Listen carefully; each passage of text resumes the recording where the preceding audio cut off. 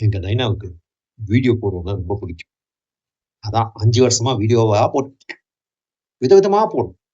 ஒவ்வொரு நாளைக்கும் ஒரு வீடியோ. இத பார்த்து ஆங்கில முரசொலி நடத்துற ஒருத்தர் இன்ஸ்பயர் ஆயிட்டார். நைனா, நீங்க ஹீரோ. ஏன்னா அந்த காலத்துல நைனாவுக்கு ரொம்ப ஐடியா. சினிமாலலாம் நடிச்சு, சிவாஜி கணேசன் மாரி வரணும்.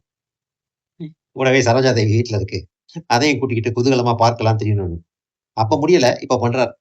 அத பார்த்து நம்ம முரசொலி, ஆங்கில முரசொலி அவைப்புலவர் இன்ஸ்பயர் ஆயி, நீங்கள் ஹீரோ என்றால் நான் தான் கேமராமேன் இவர் கேமரா எடுத்தார்.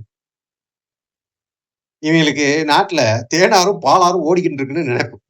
அதான் கொடுமையே இங்க. என்ன பண்ணானுங்க, ஊர ஏமாத்துறதுக்காக டெய்லி வீடியோ போட்டு ஒரு பிம்பத்த கட்டமைக்கிறானுங்க. அது ஒரு மாய வலை. அந்த மாய வலையில இவங்களே சிக்கிக்கிட்டானுங்க இன்னைக்கு. வெளிய என்ன கருமம் நடக்குது எவனுக்கும் தெரியல. பின்னாடியே கொள்கை பரப்பு செயலாளர் ஒருத்தர், கழக கண்மணி. கொள்கையை பயங்கரமா பரப்பி இருக்காரு. பிரான்ஸ் நாட்டுல ஒரு அம்மணி விட்டு வீட்டுக்காரர் வேலை செஞ்சுட்டு இருக்காரு. அது இவர் அண்ணா அண்ணான்னு கூப்பிடுது. இவர் அந்த அண்ணாங்கிற வார்த்தைக்கே ஒரு புது அர்த்தத்தை கட் வச்சிருக்காரு. 300ல 23% எவ்வளவுன்னு கேட்கிறாரு. அந்த பொண்ணு நம்பர் சொல்லுது. அதான் எனக்கு பிடிக்குங்கிறாரு. அது ஒரு வெகுளி போல இருக்கு மக்கு. அப்பயும் அண்ணா அண்ணான்னு பேசிக்கிட்டு இருக்கு. அப்புறம் வீட்டுக்காரர் எங்க இருக்க? பிரான்ஸ். பிரான்ஸ்ல என்ன ஃபேமஸ் தெரியுமா? அந்த பிரான்ஸ் நாட்டை முன்னாடி சேர்த்து பின்னாடி முத்தம்.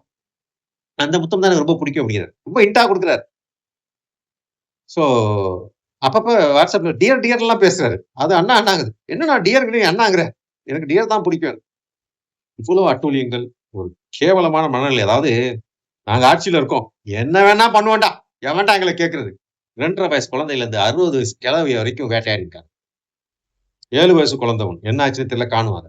சூரஜ்னு ஒருத்தன் வெட்டி குத்துறானுங்க, அவனை காணும். அண்ணா யூனிவர்சிட்டி பக்கத்துல ஒரு பொண்ணை வந்து 3 நாளா கடத்திட்டு போயிட்டு என்னத்த பண்ணான்னு தெரியல. அந்த பொண்ணு ரொம்ப நொந்து போயிருக்கு போல இருக்கு. அந்த பொண்ணையும் காணும். அந்த சூரஜ் விஷயத்துல ஸ்டேட் ஹியூமன் ரைட் கமிஷன் கேட்டிருக்கு. ஹெச்சிபி ஆட்கொணர்வு மனு போடுற மாதிரி போட்டிருக்கு. எங்கடா அவன் கண்டுபிடிச்சு கொடுங்கடான்னு நம்ம டிஜிபி. நம்ம சட்டம் ஒழுங்குங்கிறது சந்தி சிரிச்சுக்கிட்டு. அதாவது நம்ம அண்ணன் எடப்பாடியார் இருக்கார்ல, அவர் வந்து ஒரு 150 சீட்டு தான் எதிர்பார்த்தார் 2 வாரம் முன்னாடி. இன்னைக்கு கேட்டா 170ங்கிறார். இதெல்லாம் வேஸ்ட் பண்ண போறது இன்னொருத்தர். உள்ள வந்தாருன்னா துணை முதல்வர் சீட்டே கொடுப்பாங்க. இன்னும் பம்மிக்கிட்டு இருக்காரு. ஏன்னா சுத்தி வர ஒரு பக்கம் பிரசாத் கிஷோர் இருக்காரு, ஒரு பக்கம் இன்னொரு சாணக்கியன் இருக்காரு. இவங்கெல்லாம் 4 பேர் இருக்காங்க. அவங்க கேட்டு அவங்க சொல்றதான் செய்வாராம். அந்த 4 விளங்காத ஓட்டு. அரசியல்னால என்ன தெரியாது. இங்க பெரிய ஒரு கட்சியில கூட வேலை செஞ்சது கிடையாது. எல்லாம் டம்மி பீஸ். விட்டுட்டு வாப்பா வந்தியனா சேர்ந்த வச்சுக்க. 170 234 எதிர்கட்சியே கிடையாது. நீ தான் எதிர்கட்சி தலைவர். துணை முதல்வர் கூட வேணாம். எதிர்கட்சி தலைவர் எவ்வளவு பெரிய பவர். நீ முதல்வராக இருந்து செய்யக்கூடிய அனைத்தும் எதிர்கட்சி தலைவராக நீ செய்யலாம். அதுவும் ஒரு 100 சீட்டு ஜெயிச்சுட்ட வச்சுக்க. என்ன ஆகும் யோசிச்சு பாரு. ஆளும் கட்சி உன்னிடம் பயந்துதான் இருக்க வேண்டும். அதான் அப்படியே கண்டினியூட்டி. 2031 முதல்வர் ஆயிடலாம்.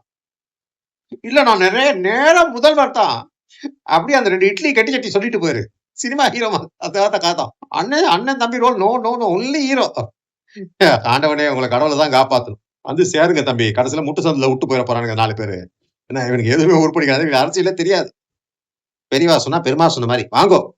என்ன இவங்க வீடியோ போட்டு நாசமா போட்டு இவங்க உருப்படுற மாதிரி தெரியல.